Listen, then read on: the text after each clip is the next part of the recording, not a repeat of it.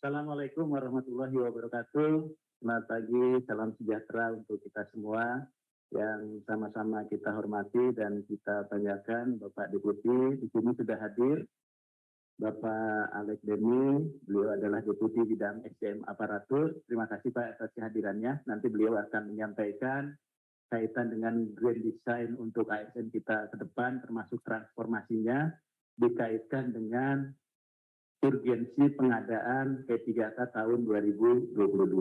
Nah ini saya kira Bapak Ibu mindset kita harus kita samakan terkait dengan ini. Makanya nanti dari Pak Deputi SDM akan menyampaikan poin-poin yang tadi saya sampaikan.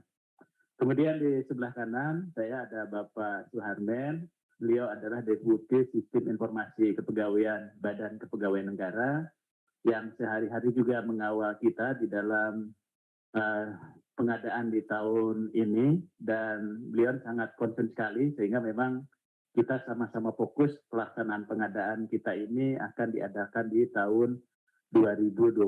Nanti beliau akan menyampaikan apa-apa saja isu strategis di dalam implementasinya, kemudian juga apa-apa saja yang harus disiapkan oleh kementerian, lembaga, dan pemerintah daerah, termasuk jadwal pelaksanaan. Jadi pelaksanaan ini bukan hanya tergantung kepada BKN ya sebagai institusi pelaksananya, tapi juga dukungan dari Bapak Ibu kementerian lembaga. Dan perlu juga kami sampaikan kepada Bapak Ibu sekalian, saat ini juga kami sudah menyampaikan surat kepada seluruh pejabat yang berwenang ya, kepada Pak Sekjen, ya Pak Sesmen, kemudian itu juga kepada Sekretaris Utama kaitan dengan input data rincian penetapan kebutuhan yang sudah disampaikan oleh Pak Menteri Pan-RB kepada seluruh kementerian lembaga. Nah ini kan menurut rencana bahwa di akhir bulan ini akan dilakukan proses tahapannya ya, termasuk tadi Bapak Ibu kaitan dengan input data terhadap penetapan kebutuhan, mengingat pengumuman pendaftaran itu akan dilakukan di akhir Oktober 2022 itu. Sehingga untuk kelancaran pelaksanaan seleksi ini diharapkan input itu sudah dilakukan di dalam SSC-ASN-nya BKN.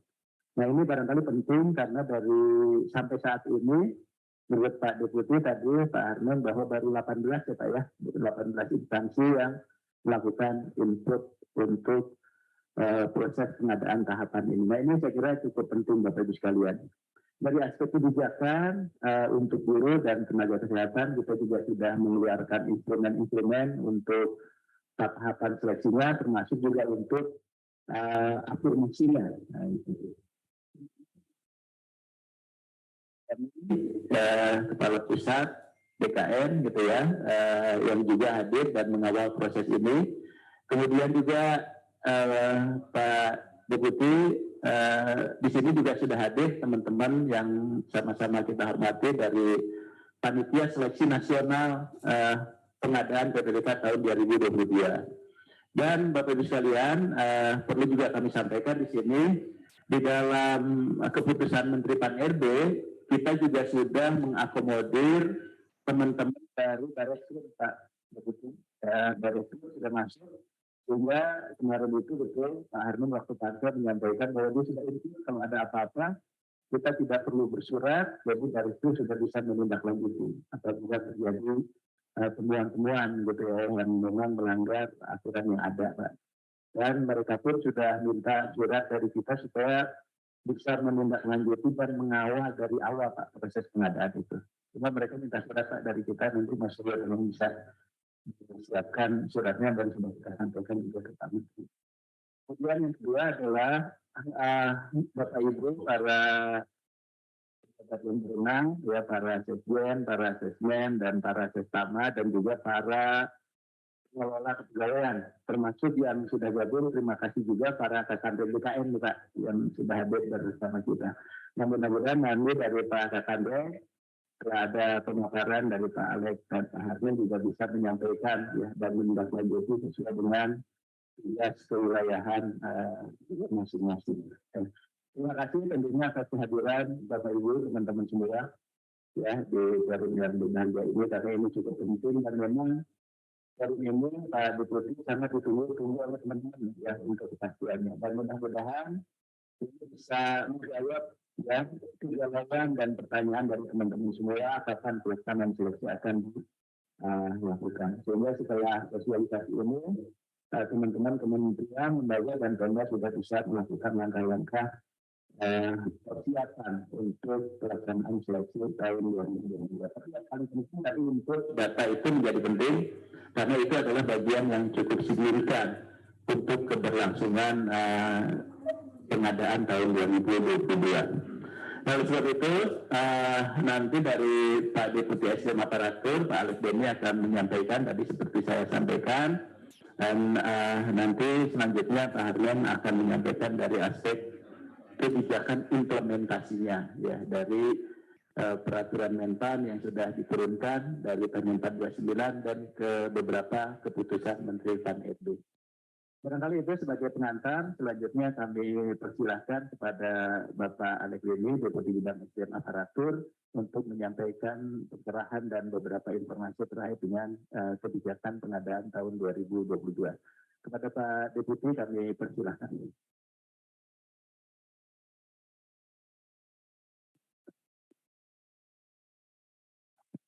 Terima kasih Pak Abah, yang saya hormati Pak Harmen, beserta kawan-kawan dari BKN. Yang saya hormati Bapak Ibu dari Kementerian Pendidikan, Kebudayaan, Riset dan Teknologi, dari Kementerian Kesehatan, BPKP, kemudian kawan-kawan dari BRIN, terima kasih sudah hadir, kawan-kawan dari BSSN, tim VA, Panselnas, dan segenap undangan, terutama para Sekjen, Sesama, Sekda, Provinsi, Kabupaten, Kota, atau yang mewakili beserta Biro Kepegawaian masing-masing. Selamat pagi, Assalamualaikum warahmatullahi wabarakatuh. Salam, salam sejahtera, Om Swastiastu, Namo Buddhaya, salam kebajikan. Izinkan saya mengantar sedikit diskusi pagi ini, yang nanti secara teknis tentu Pak Harmen akan bisa menjelaskan lebih detail. Saya hanya ingin mengingatkan kembali gambar besarnya. Jadi kita melakukan sesuatu, jangan sampai lupa kita tujuannya apa. Kadang-kadang kita berputar-putar di proses, kita lupa tujuannya begitu. Nah, karena itu saya tidak akan pernah bosan mengingatkan tujuan kita adalah memenangkan visi misi pemerintah, dalam hal ini Presiden, kemudian beliau sudah menetapkan prioritas kerja 5 tahun ini, dan tentu kita berkewajiban untuk mendukung pencapaian prioritas kerja itu. Salah 2 diantaranya adalah pengembangan SDM dan penyederhanaan birokrasi. Kalau kita bicara pembangunan SDM, tentu nanti ya para pelaku utama, para aktor-aktor pentingnya adalah antara lain guru, ya, kemudian dosen, dan tentu juga nakes. Karena kalau kesehatan kita membaik, produktivitas kita bisa meningkat, kemudian nilai tambah yang dihasilkan bisa lebih baik. Nah, terkait dengan itu, Bapak Presiden ingin sekali mengantar kita menjadi negara maju yang besar kemungkinan bisa akan kita capai dalam 10-15 tahun ke depan. Ya, diperkirakan 2045 atau 2050 kita akan menjadi kekuatan ekonomi terbesar keempat di dunia. Bapak Ibu yang saya hormati, salah satu requirement-nya tentu saja menjadikan birokrasi kita, birokrasi yang profesional dan berkelas dunia. Nah, ini menarik. Kenapa? Kalau kita bicara kelas dunia, ini lagi hangat-hangat nih, sebentar lagi Piala Dunia di Qatar ya. Nah, tim-tim kelas dunia bertanding nih di sana. Nggak semua tim akan bertanding di sana, pilihan-pilihan saja. Kenapa? Mereka sepantar diadu di kelas dunia ini. Nah, dalam konteks pemerintahan, tentu kita juga punya indikator-indikator yang kita perbandingkan dengan pemain kelas dunia tadi. Ya, efektivitas pemerintahan misalnya, kemudahan berusaha, misalnya indeks persepsi korupsi dan lain-lain, yang saat ini kita ketinggalannya cukup jauh. Karena itu PR kita untuk meningkatkan kinerja ASN kita sebagai pelaku birokrasi utama, sehingga kita betul-betul bisa memiliki indikator kinerja yang kira-kira sejajar dengan pemain-pemain atau negara-negara yang berkelas dunia tadi. Inilah tujuan kita. Jadi jangan sampai kita melupakan tujuannya pada saat kita melakukan aktivitas-aktivitas penting sebagai milestone untuk mencapai tujuan itu. PR kita masih sangat banyak. Kita masih mendengar ada istilah jual beli jabatan, ya, baik di pemerintahan bahkan di universitas, ya. Kita masih melihat tahun lalu kita kecolongan, ya, ada kecurangan-kecurangan dalam proses seleksi ASN kita di 2021. Itulah sebabnya mengapa kami dengan BKN itu belajar terus nih, bagaimana memperbaiki proses, bagaimana memitigasi resiko, bagaimana memastikan kualitas dari rekrutmen kita dari waktu ke waktu berjalan makin lama makin baik. Bapak Ibu yang saya hormati, contoh sederhana saja ya. Kalau kualitas pendidikan kita belum baik, maka orang-orang yang punya uang akan mengirim anaknya sekolah ke luar negeri. Bayangkan 2021 saja ya, itu lebih dari 53.000 mahasiswa kita sekolah keluar. Nah, ini tentu devisanya keluar. Sebaliknya, kalau kualitas pendidikan kita baik, tentu negara-negara tetangga akan mengirim ya anak-anaknya untuk bersekolah ke kita. Nah, itulah salah satu mengapa kualitas pendidikan ini perlu kita pikirkan dengan baik. Kesehatan misalnya. Tahun lalu 2 juta WNI berobat ke luar negeri setiap tahun. Itu membuat kita kehilangan devisa lebih dari 110 triliun. Nah, kalau kualitas kesehatan kita baik, tentu yang terjadi sebaliknya. Negara-negara tetangga akan mengirim, ya, akan berobat ke dalam negeri. Inilah mengapa indikator-indikator ini penting kita perhatikan. Kenapa kualitas pendidikan dan kualitas pelayanan kesehatan itu penting kita perhatikan. Dalam konteks ini, reformasi birokrasi perlu dilakukan dengan baik. Tetapi kita juga menyadari kenyataan di lapangan bahwa ada PR-PR kita yang belum selesai, sehingga reformasi birokrasi ini, kok baru ngomong? Saya udah share nih, belum bisa. Oke, mohon maaf, no, diam saja nih, belum di-share. Oke, saya cek lagi. Tolong dicek sekali lagi, sudah ada belum?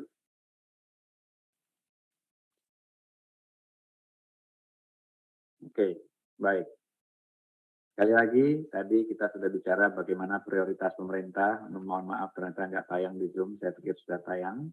Ya, kemudian kita diharapkan membangun birokrasi yang makin profesional dan berkelas dunia. Ini saya ulang sedikit ya. Nah, bicara kelas dunia, tadi saya cerita sebentar lagi ada Piala Dunia di Qatar. Ya, tim-tim kelas dunia bertarung di situ. Indikatornya tentu ya, bagaimana sportivitas, bagaimana endurance, bagaimana skills, bagaimana ya produktivitas mereka bertarung di situ. Negara juga sama. Dalam konteks negara, kita tentu ingin membandingkan indikator-indikator penting kita dengan pemain-pemain atau negara-negara maju yang berkelas dunia tadi. Dan ini kalau kita lihat indikator kita, ketinggalannya cukup jauh dibandingkan negara-negara maju. Nah, belum lagi kasus-kasus yang mendasar masih terjadi ya. Jual beli jabatan itu kan kasus yang basic sekali yang harusnya tidak boleh terjadi lagi di era transparansi seperti sekarang. Di era digital seperti ini, kalau masih ada yang curang, masih ada yang jual beli, itu kebangetan. Karena viralnya cepat banget tuh ini. Ya.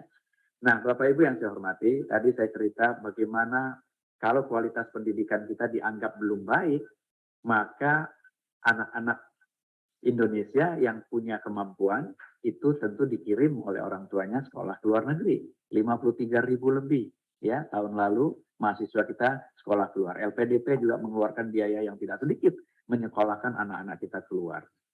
Tetapi sebaliknya, kalau kualitas pendidikan kita baik, tentu orang yang akan mengirim mahasiswanya ke Indonesia.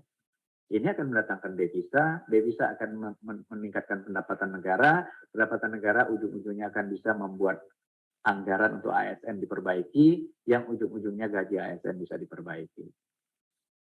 Kesehatan tadi, 2 juta setahun berobat ke luar negeri setiap tahun. 110 triliun ya devisa kita hilang ke luar negeri. Kenapa? Karena mungkin dianggap kualitas berobat di luar negeri lebih tinggi daripada kualitas berobat di dalam negeri. Nah, bayangkan kalau kualitas nakes kita baik, rumah sakit kita baik, dan lain-lain. Kita justru akan bisa mendatangkan devisa, karena mungkin nanti orang-orang kaya dari Filipina, Bangladesh, Vietnam, itu akan berobat ke Indonesia. Jadi kawan-kawan, reformasi birokrasi menuju kelas dunia tadi bukan sekedar jargon harusnya. Ini adalah suatu cita-cita yang harusnya akan membuat kita memang masuk ke liga negara-negara maju tadi, yang tentu saja akan berimpact kepada kesejahteraan masyarakatnya. Menarik reformasi menuju profesional dan berkelas dunia ternyata tidak mudah, karena ada tarikan juga ke kiri yang nggak kalah besarnya. Ya.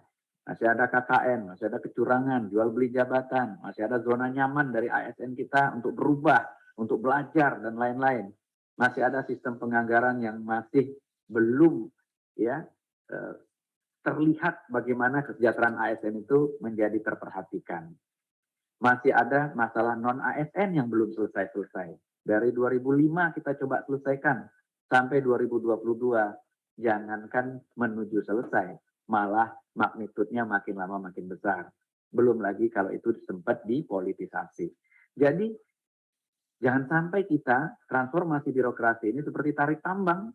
Kitanya semua berkeringat, tapi tambangnya nggak bergerak menuju indikator-indikator yang lebih baik tadi. Jadi kawan-kawan, kita semua perlu menyadari bahwa ayo kita satukan komitmen kita menuju ke sana, walaupun kita menyadari realita di lapangan masih ada PR-PR ini yang juga mesti kita tuntaskan. Nah, karena itu transformasi birokrasi dilakukan secara menyeluruh. Organisasinya diperbaiki, ya layer-layernya dipersingkat agar organisasinya menjadi lebih lincah. Kemudian sistem kerjanya diperbaiki menuju digitalisasi, baik itu pelayanan publik maupun proses bisnis internalnya pemerintah, dan SDM aparaturnya juga harus ditransformasi secara menyeluruh.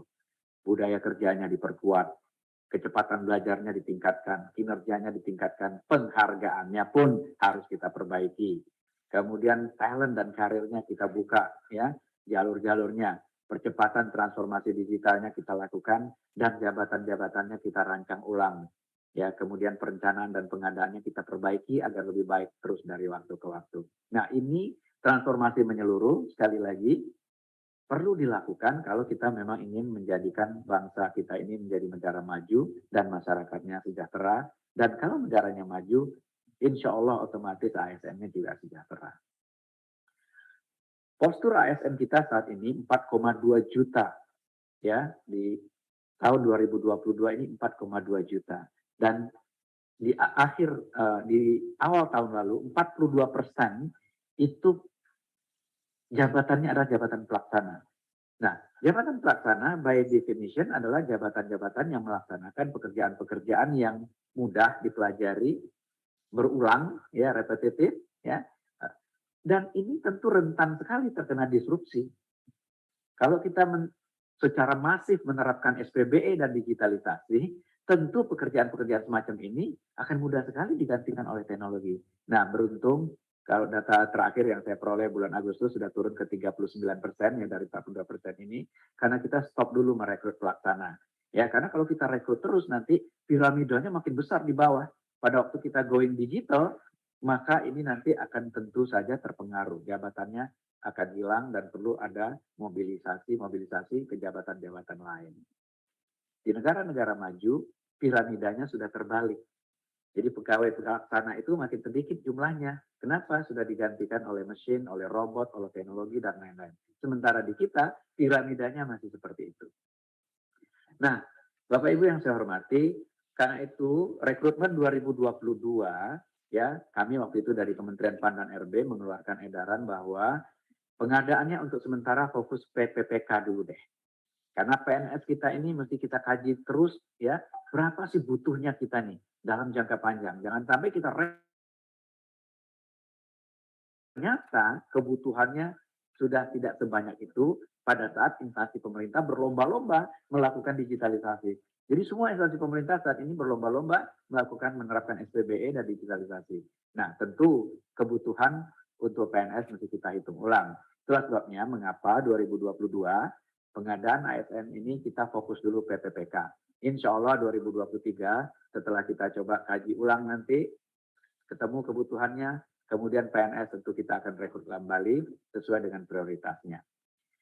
Jadi ada 4 hal yang kami sampaikan di surat edaran Menteri Pan-RB nomor B1161 di tahun 2021 yang lalu. Pertama, pandemi COVID ini dengan penyederhanaan birokrasi yang kita lakukan tentu merubah pola kerja kita dalam birokrasi. Karena itu, fokus dari rekrutmen kita 2022 ini adalah pada pelayanan dasar dulu yang memang dibutuhkan oleh masyarakat. Dalam konteks ini adalah guru dan tenaga kesehatan. Dan yang ketiga, kita masih punya PR menyelesaikan kawan-kawan honorer STHK 2. Karena itu fokus rekrutmennya, ya, guru dan tenaga kesehatan haruslah memberikan prioritas kepada THK 2 ini. Karena kalau tidak nanti nggak selesai-selesai, sementara kita rekrut terus yang baru begitu. Nah, tentu sistem rekrutmennya kita perbaiki. Dan kemudian gaji dan tunjangannya diusulkan oleh instansi dan daerah, dan kita usahakan bahwa untuk pelayanan dasar ini dipenuhi anggarannya. Nah, inilah prioritas kita di tahun 2022. Pada tahun sebelumnya, 2021, kita sebetulnya sudah memberikan afirmasi-afirmasi kepada THK 2, guru non-ASN dan lain-lainnya, yang punya sertifikasi, yang di atas 35 tahun, THK 2, sudah diberikan afirmasi. Tetapi rupanya proses yang kita lakukan seperti itu belum menyelesaikan masalah. Ya, misalnya THK 2-nya lulus dengan afirmasi, ya, lulus ambang batas, tetapi rankingnya kalah oleh pelamar baru, pelamar umum. Sehingga akhirnya formasinya diisi oleh pelamar umum. Pelamar umumnya masuk ke sekolahnya, THK-nya tetap jadi honorer di sekolahnya. Nah, belajar dari situ, kita tentu ingin memperbaiki terus tahun ini dan tahun-tahun ke depan. Jadi, tahun lalu, walaupun Kemendikbud menyatakan kita butuh guru, jumlahnya itu 1 juta lebih begitu, ternyata formasi yang disampaikan itu hanya 500-an, dan kemudian yang lulus itu sekitar 293.000 dan seterusnya. Nah, dalam konteks inilah perbaikan-perbaikan kita lakukan di tahun 2022. Jadi kebutuhan nasionalnya kita hitung, ya, dan kemudian formasinya diusulkan, kemudian kita tetapkan. Apa yang membedakan tahun lalu dengan tahun sekarang dalam konteks menghitung formasi dan mengusulkan formasi serta menetapkan formasinya? Jadi tahun ini sudah ditetapkan 522.244 formasi untuk tahun 2022 ini. Nah, terkait dengan guru, sudah kita keluarkan Permen PAN nomor 20 tahun 2022, di mana pengadaan PPK JF guru ini ada konteks prioritas dan pelamar umum. Jadi konteks pelamar prioritas adalah orang yang tahun lalu ikut tes dan sudah lulus ambang batas. Itu kita prioritaskan dulu untuk mendapatkan formasi. Kemudian PHK 2 kita prioritaskan dulu untuk mendapatkan formasi di sekolah asalnya, dan seterusnya tenaga non-ASN yang terdaftar di Dapodik. Nah, barulah kemudian setelah formasi itu dikunci, ya, sesuai dengan yang sudah lulus dan PHK 2 dan lain-lain tadi, barulah pelamar umum kemudian kita buka. Itu sudah kita tetapkan, dan insya Allah itu mudah-mudahan bisa mengurai persoalan yang kemarin ini tidak selesai dengan proses yang kita lakukan di tahun 2021. Kemenkes juga begitu, ya. Jadi kebutuhannya ditetapkan secara nasional, kemudian Pemda mengusulkan berdasarkan oleh Kemenkes, dan kemudian diberikan afirmasi-afirmasi terhadap kawan-kawan yang disabilitas di daerah 3T yang sudah mengabdi, ya, dengan usia 35 tahun ke atas dengan masa kerja paling singkat 3 tahun dan seterusnya. Jadi afirmasi-afirmasi ini diharapkan juga menyelesaikan persoalan-persoalan non-ASN. Begitu juga terkait dengan dosen dan kemudian tenaga teknis lainnya. Jadi Permen PAN 20 2022 memperbaiki proses yang tahun lalu itu usulannya langsung datang dari kementerian, lembaga, dan daerah, ditetapkan oleh Menpan RB, kemudian proses seleksinya CASN-nya melamar ke formasi yang telah ditetapkan. Ya, misalnya Pak Budi melamar menjadi guru yang dibuka lowongan formasinya di sekolah tertentu. Nah, ternyata dengan proses seperti itu, dibuka formasinya kebutuhannya oleh Kemendikbud 1,2 juta, ternyata formasi yang diusulkan itu adalah 500.000 dan yang lulus hanya 293.000. Dan yang membuat kita juga perlu memperhatikan ini lebih detail adalah ternyata lowongan guru di daerah 3T itu lebih dari 117.000 tidak ada pelamarnya. Jadi kita butuh guru tapi nggak ada yang ngelamar begitu. Nah, ini kan tentu perlu kita perbaiki. Padahal passing grade-nya sudah kita turunkan terus, yang bisa berakibat kualitas guru kita turun terus dari waktu ke waktu. Nah, 2022 kita berharap formasi oleh Pemda itu berdasarkan data rekomendasi dari Kemendikbud. Karena Kemendikbud lah yang punya informasi kebutuhan secara nasional. Nah, berdasarkan itu kita harapkan Pemda mengusulkan kebutuhannya. Namun ternyata kita masih punya challenge, ya. Kita merasa, ya, Kemdikbud merasa dengan Kementerian Keuangan anggarannya sudah disediakan, tapi Pemda merasa anggarannya belum disediakan secara penuh. Nah, ini juga ternyata masih jadi PR buat kita, perbaikan lagi ke depannya. Tetapi paling tidak sekarang Pemda dalam hal mengusulkan formasi sudah mengacu kepada perhitungan secara nasional yang ditetapkan oleh Kemendikbud. Dan proses seleksinya berdasarkan prioritas yang tadi saya ceritakan. Dan dalam konteks ini diharapkan proses seleksi antara pelamar umum atau new recruit dengan guru honorer khususnya THK 2 tentu tidak kita samakan gitu ya. Jadi prioritas-prioritas ini kita tetapkan terlebih dahulu, baru kemudian pelamar umumnya kita seleksi. Dan alokasi formasi itu bisa dilakukan oleh Pemda kepada daerah-daerah yang membutuhkan, yang barangkali ya pelamarnya tadi tidak ada di tahun lalu itu. Jadi sekarang pelamar umum bisa dialokasikan oleh Pemda ke sekolah-sekolah di daerah 3T yang tadinya tidak ada pelamarnya. Jadi mudah-mudahan distribusi guru kita juga menjadi lebih baik tahun ini dibandingkan proses rekrutmen yang kita lakukan tahun lalu. Nah, syaratnya apa? Syaratnya tentu datanya harus rapi. Nah, dalam hal ini Pemda bertanggung jawab untuk akuntabilitas data yang kemudian diverifikasi oleh Kemendikbudristek. Nah, ini nanti mungkin Pak Harmen akan cerita apa tantangannya di lapangan dan bagaimana kita akan menyelesaikan tantangan-tantangan itu. Dan sekali lagi, pelamar umum kita buka tetap, tetapi setelah terlebih dahulu kawan-kawan yang tahun lalu lulus ambang batas, yang THK 2, yang non-ASN terdaftar di Dapodik, itu kita berikan prioritas terlebih dahulu untuk masuk ke dalam formasi yang ada di sekolah asal mereka. Baru kemudian kita buka untuk pelamar umum yang memungkinkan juga pelamar umum ini ditempatkan oleh Pemda sesuai dengan kebutuhan daerah. Ya, apakah itu daerah 3T atau bukan. Kemudian terkait dengan jabatan fungsional tenaga kesehatan, kita sudah mengeluarkan juga Kepmen nomor 968 tahun 2022, di mana peserta juga prioritasnya adalah THK 2 dan tenaga non-ASN yang terdaftar di Sistem Informasi Sumber Daya Manusia Kesehatan. Jadi prioritas kita berikan kesempatan terlebih dahulu kepada THK 2 dan kepada non-ASN yang terdaftar, dan kemudian kita berikan afirmasi-afirmasi. Dan persyaratan-persyaratannya juga sudah dinyatakan sedemikian itu yang ya kita bisa lihat di layar. Jadi bagi jabatan yang mempersyaratkan STR itu terampil dan pertama dipersyaratkan minimum 2 tahun di situ ya, mudanya 3 tahun, madianya 5 tahun. Nah, bagi yang tidak mempersyaratkan STR itu 3 tahun dan 5 tahun. Kemudian diberikan afirmasi ya, sekali lagi diberikan afirmasi kepada 3T itu 35% afirmasinya, kepada usia di atas 35 tahun 25% ya, disabilitas 10% dan seterusnya. Mudah-mudahan dengan begini yang THK 2, yang non ASN yang sudah mengabdi tadi lebih dari 2 tahun atau 3 betul-betul mendapat prioritas terlebih dahulu mendapatkan formasi sebelum pelamar umum masuk. Kemudian terhadap JF teknis kita juga sudah siapkan kemungkinan untuk memasukkan formasi untuk jenjang pemula, terampil, ahli pertama, ahli muda, ahli madya dengan requirement yang ditetapkan melalui Kepmen yang sudah kita keluarkan. Saya kira itu sebagai pengantar Pak Abah. Terima kasih sekali lagi kawan-kawan. Kita melakukan rekrutmen betul, seolah-olah ini business as usual betul, setiap tahun kita lakukan betul, tapi jangan sampai lupa tujuan kita adalah ingin mencapai ya cita-cita Indonesia menjadi negara maju dengan birokrasi yang profesional dan berkelas dunia.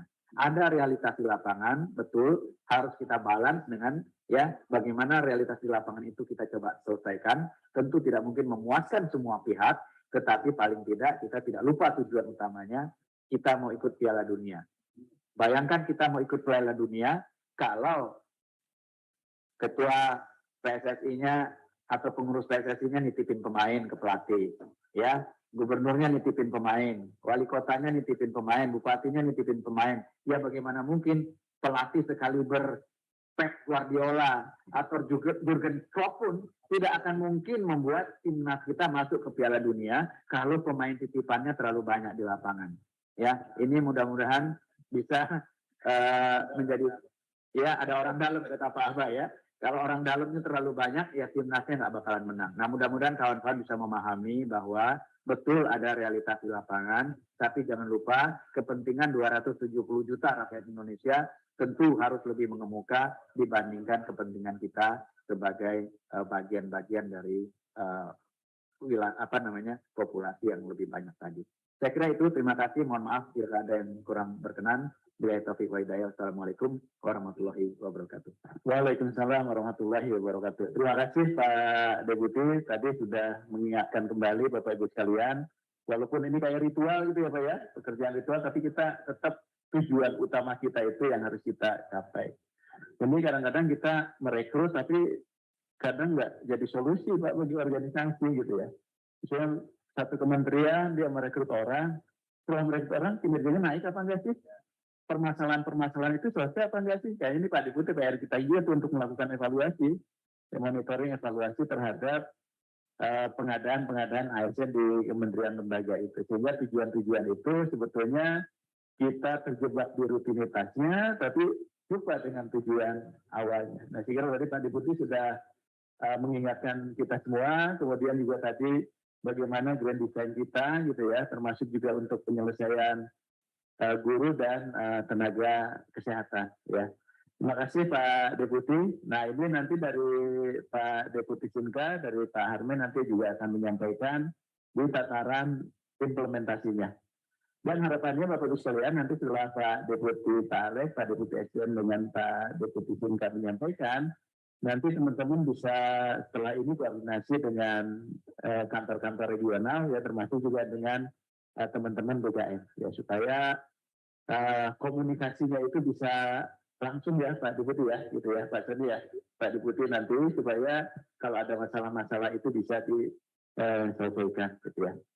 Dan kebetulan Pak Soni juga ada di tempat terus ya dalam 3 tahun terakhir ke depan gitu ya, nggak akan kemana-mana. Nungguin teman-teman tamunya gitu ya akan datang. Jadi nanti silakan setelah ini Bapak Ibu, tadi Pak Deputi sudah sampaikan terbuka untuk teman-teman kita bisa datang ke Kanrek untuk koordinasi untuk teman-teman Pemda gitu juga, termasuk untuk teman-teman yang di kementerian lembaga. Selanjutnya kami persilahkan kepada Pak Sarmen, Pak Deputi Sinka BKS. Saya persilahkan Pak. Terima kasih Pak. Assalamualaikum warahmatullahi wabarakatuh. Selamat pagi dan salam sejahtera bagi kita semua. Yang kami hormati Pak Alex, Deputi SDMA, Kementerian PAN-RB, yang kami hormati Pak Abah, Aspek Perencanaan dan Pengadaan Kebutuhan ASN, Pak Suri Sultana, Kepala Pusat Pengembangan Sistem Seleksi Badan Kepegawaian Negara, serta tentu saja yang kami hormati dan kami banggakan rekan-rekan Kepala BKD, BKP SDM, Kepala Biro SDM, Kementerian Lembaga yang hadir pada Selamat pagi, Bapak Ibu pejabat dan pegawai Kementerian Pemberdayaan Aparatur Negara dan Reformasi Birokrasi. Sesaat lagi kita akan mendengarkan bersama lagu kebangsaan Indonesia Raya. Selamat mendengarkan lagu kebangsaan Indonesia Raya. Bapak Ibu dimohon berdiri dengan sikap sempurna. Terima kasih.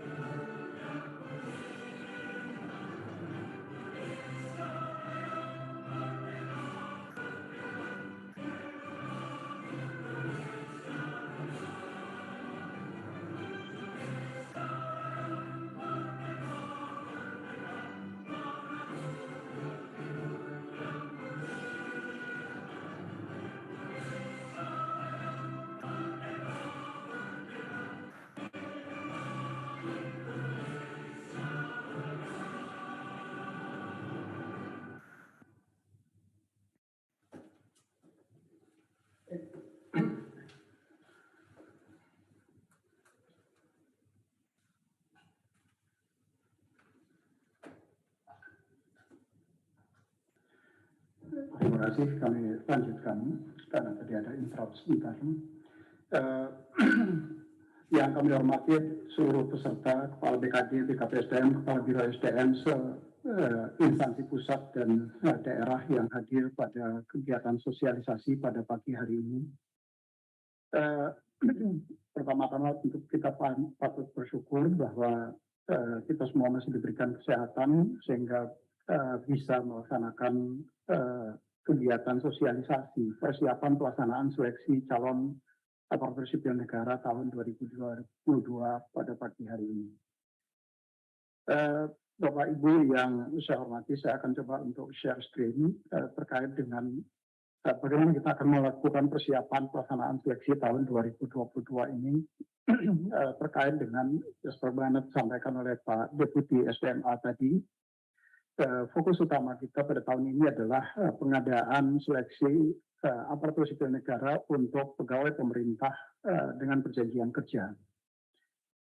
Bapak Ibu yang saya hormati, kalau kita berbicara seleksi tentu saja harus ada dasar hukum yang kuat untuk melaksanakan itu. Sehingga setiap aktivitas yang akan kita laksanakan kemudian dapat dipertanggungjawabkan baik secara hukum ataupun di dalam teknis pelaksanaan ke depan. Bagaimanapun juga pelaksanaan ini tentu akan diaudit oleh pihak-pihak yang berwenang, terutama teman-teman dari Badan Pemeriksa Keuangan terkait dengan apakah pelaksanaan ini sudah sesuai dengan ketentuan yang ditetapkan. Selain itu, dasar hukum ini juga penting bagi Panselnas untuk bekerja, termasuk di dalam menentukan apakah seseorang kemudian bisa dikategorikan sebagai lulus seleksi atau tidak lulus seleksi berdasarkan keputusan Menteri Pan-RB terkait dengan penetapan passing grade termasuk afirmasinya yang tadi sudah disampaikan oleh Pak Deputi SDMA. Jadi kalau kita berbicara formasi, ini adalah alokasi formasi pada saat ditetapkan oleh Pak Menteri pada saat awal. Kemudian di dalam perkembangannya ada beberapa institusi yang mengajukan membatalkan formasi. Tadi sudah disampaikan oleh Pak Deputi SDMA, ada perbedaan sedikit sekitar 10.000 formasi instansi-instansi yang kemudian mengundurkan diri.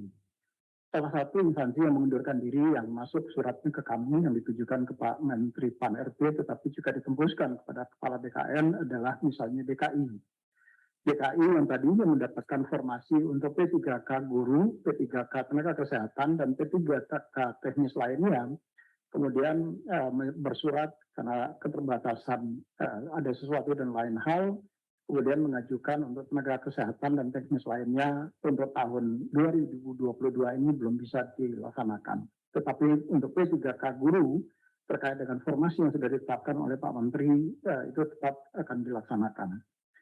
Nah, informasi ini tentu nanti akan juga berdampak terhadap sistem seleksi calon aparatur sipil negaranya, karena dalam sistem seleksi masih terdapat formasi-formasi yang berdasarkan formasi yang ditetapkan di awal, kemudian sudah disetujui oleh Pak Menteri untuk dikeluarkan, maka tentu formasi ini akan kita keluarkan agar Bapak Ibu nanti yang akan mendaftar di formasi-formasi tadi tidak mendaftar pada formasi yang kosong atau istilah kami adalah zong, sehingga Bapak Ibu kemudian bisa mendaftar pada formasi-formasi yang memang dibuka dan disediakan oleh instansi, baik itu instansi pusat ataupun instansi daerah. Nah, kalau kita berbicara terkait dengan mekanisme atau tahapan di dalam pengadaan pegawai pemerintah perjanjian kerja ini sebagaimana diatur di dalam PP 49 2018, mulai dari mekanisme perencanaan, kemudian dilakukan pengumuman lowongan nanti ke depan, beberapa waktu ke depan akan dilakukan pengumuman terkait dengan lowongan apa saja yang akan dilakukan, yang akan dibuka. Nah, tentu lowongan ini setelah Bapak Ibu di instansi selesai memasukkan daftar formasinya. Untuk instansi daerah, prosesnya sudah selesai dilakukan karena sifatnya diinjek langsung ke dalam database sistem seleksi calon aparatur sipil negara. Dan saat ini sedang dilakukan verifikasi dan validasi atas kesesuaian SK Menteri Pan-RB terkait dengan penetapan formasi dengan yang data-data yang sudah masuk di dalam database sistem seleksi. Nah, yang masih berproses saat ini adalah formasi-formasi yang ada di instansi dan instansi pusat, kementerian dan lembaga. Saat ini masih di dalam proses input. Ibu Menpan beberapa waktu yang lalu telah bersurat kepada seluruh sekjen sesama dan sesmen di kementerian lembaga yang mendapatkan formasi pada tahun ini untuk segera menyelesaikan input data formasi tadi paling lambat tanggal 28 Oktober 2022. 28 Oktober 2022 artinya besok Bapak Ibu di instansi kementerian lembaga diharapkan sudah bisa menyelesaikan input data formasi yang ke dalam sistem seleksi calon aparatur sipil negara ini. Nah, setelah Bapak Ibu selesai melaksanakan input data formasi tadi, nanti BKN, kantor pusat BKN dalam hal ini adalah Direktorat Pengadaan dan Kepangkatan akan melakukan verifikasi terhadap formasi tadi. Apakah formasi yang sudah Bapak Ibu input ke dalam sistem seleksi calon aparatur sipil negara konsisten dengan surat keputusan Menteri PAN RB terkait dengan penetapan formasi bagi kementerian lembaga. Nah, setelah formasi ini clear dan bersih, baru kita akan membuka sistem seleksi tadi supaya Bapak Ibu kemudian bisa memilih formasi-formasi yang sesuai dengan latar belakang pendidikan Bapak Ibu. Dan Bapak Ibu kemudian bisa melakukan pelamaran, melamar melalui sistem, tidak ada transaksi apapun di situ. Bapak Ibu cukup mendaftar melalui sistem seleksi calon aparatur sipil negara.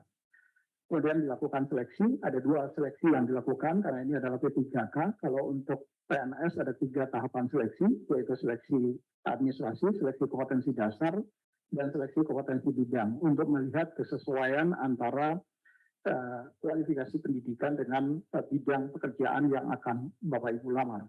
Tetapi karena ini adalah P3K, maka seleksinya hanya ada 2, yaitu seleksi administrasi dan seleksi kompetensi.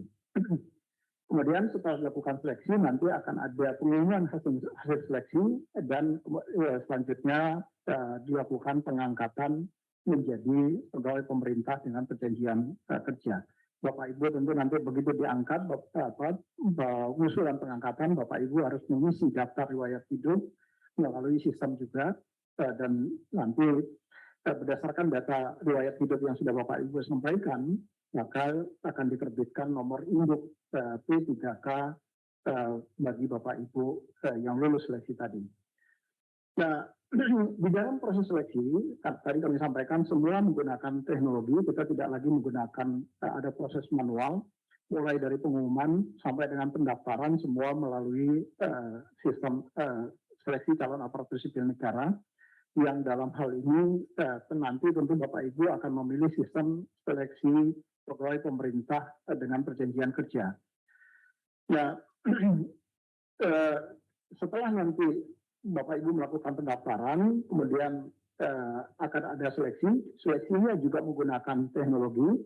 Untuk Bapak Ibu guru, maka seleksinya nanti akan menggunakan sistem ujian nasional berbasis komputer teman-teman di Kementerian Dikbud. Sedangkan untuk tenaga kesehatan itu akan menggunakan sistem komputer assisted testnya Badan Kepegawaian Negara. Kenapa kita bagi? Karena waktunya sangat pendek. Waktu untuk kelas bulan Desember, maka kalau ini tidak kita bagi bebannya, maka dikhawatirkan nanti pelaksanaan seleksinya akan lewat dari tahun anggaran. Nah, tetapi mekanisme transfer data yang kita lakukan itu tidak dilakukan secara manual. Data akan dienkripsi dan disampaikan melalui sistem seleksi calon, sistem pengolahan data hasil seleksi, SSCSM pengolahan nilai, dan begitu dilakukan pengolahan nilai sesuai dengan passing grade yang sudah ditetapkan oleh keputusan Menteri PAN RB dan afirmasinya, maka hasil kelulusan ditandatangani juga dengan menggunakan digital signature. Jadi tidak ditandatangani secara basah, dan setelah ditandatangani dengan menggunakan tanda tangan digital, maka hasil seleksi Bapak Ibu bisa langsung mendownload dan mengumumkan di portal Bapak Ibu masing-masing instansi. Nah, bagaimana sistem mekanismenya? Jadi nanti akan Pertama, tentu akan dilakukan sinkron data terkait dengan formasi tadi untuk memastikan bahwa setiap formasi yang sudah ditetapkan oleh Pak Menteri itu betul-betul konsisten dengan yang ada di dalam database yang nanti akan Bapak Ibu pilih. Kemudian admin dari masing-masing instansi melakukan setting terhadap beberapa variabel yang harus dilakukan di situ, termasuk waktu pendaftaran, tanggal dan jam berapa pendaftaran itu akan ditutup. Dan tentu ini akan seragam untuk seluruh nasional. Kemudian setelah dilakukan setting beberapa variabel tadi, kemudian dilakukan pembukaan untuk pendaftaran. Banyak Bapak Ibu guru yang bertanya kepada kami kapan sih ini akan dibuka gitu. Saya selalu mengatakan ini akan dibuka setelah formasinya tadi betul-betul clear dan clean. Karena jangan sampai nanti Bapak Ibu terjebak mendaftar pada formasi yang sebetulnya formasinya ternyata tidak ada gitu. Ini tentu untuk kepentingan Bapak Ibu semua, kami ingin memastikan bahwa Bapak Ibu kemudian tidak mendaftar pada formasi yang kosong. Kemudian setelah itu Bapak Ibu membuat akun dan melakukan pendaftaran dan memilih formasi yang akan Bapak Ibu lamar. Setelah Bapak Ibu melamar, kemudian ada tugas instansi untuk melakukan verifikasi terhadap persyaratan administrasi yang Bapak Ibu sampaikan dan melakukan pengumuman hasil verifikasi administrasi tadi. Setelah itu ada periode sanggah Bapak Ibu yang merasa dirugikan selama di dalam proses seleksi administrasi, Bapak Ibu bisa mengajukan sanggah kepada instansi kenapa misalnya Bapak Ibu kemudian tidak masuk atau tidak lulus. Mekanisme sanggah ini wajib dijawab oleh instansi karena mereka kemudian yang melakukan verifikasi terhadap seleksi administrasi tadi. Setelah masa sanggah lewat waktunya, maka akan diumumkan hasil orang-orang yang lulus seleksi administrasi, kemudian BKN maupun teman-teman di Kementerian Dikbud menyusun jadwal untuk pelaksanaan seleksinya. Setelah kita umumkan jadwalnya, dilakukan seleksi, dan hasil seleksi juga setiap hari dengan menggunakan enkripsi yang disiapkan oleh teman-teman di Badan Cyber dan Sandi Negara, disampaikan menggunakan API service ke sistem pengolahan nilai. Nah, setelah dilakukan pengolahan nilai, baru diumumkan hasil seleksinya sebelum sanggah. Setelah dilakukan pengumuman hasil seleksi, kemudian dibuka kembali periode sanggah untuk Bapak Ibu yang merasa dirugikan di dalam nilainya misalnya tidak sesuai dengan yang hasil pengolahan dengan yang Bapak Ibu peroleh pada saat seleksi. Di periode sanggah ini kemudian kalau ternyata Bapak Ibu benar tentu ada perubahan di dalam penilaiannya, kemudian tetapi tentu saja nanti karena ini semua akan terrecord di dalam database server sistem seleksi, maka tentu instansi wajib untuk menjawab atas sanggahan yang Bapak Ibu sampaikan. Kalau sanggahan itu terkait dengan pelaksanaan seleksi yang dilakukan melalui sistem CAT BKN, maka BKN wajib untuk menjawab dan menjelaskan sanggahan yang Bapak Ibu ajukan. Dan begitu juga kalau sanggahan itu karena Bapak Ibu mengikuti seleksi melalui sistem UNBK, maka teman-teman di UNBK wajib untuk menjawab sanggahan kalau Bapak Ibu merasa dirugikan atas nilai-nilai yang diperoleh. Kemudian setelah selesai jawaban sanggah, dilakukan pengolahan nilai akhir, dan baru kemudian dilakukan pengumuman kelulusan. Nah, setelah pengumuman kelulusan akhir, baru kemudian dilakukan pemberkasan untuk penetapan nomor induk calon aparatur sipil negara atau nomor induk P3K yang Bapak Ibu semua. Nah, ini adalah proses bisnis secara keseluruhan. Peserta membuat akun bagi PPK ini bagi peserta membuat akun.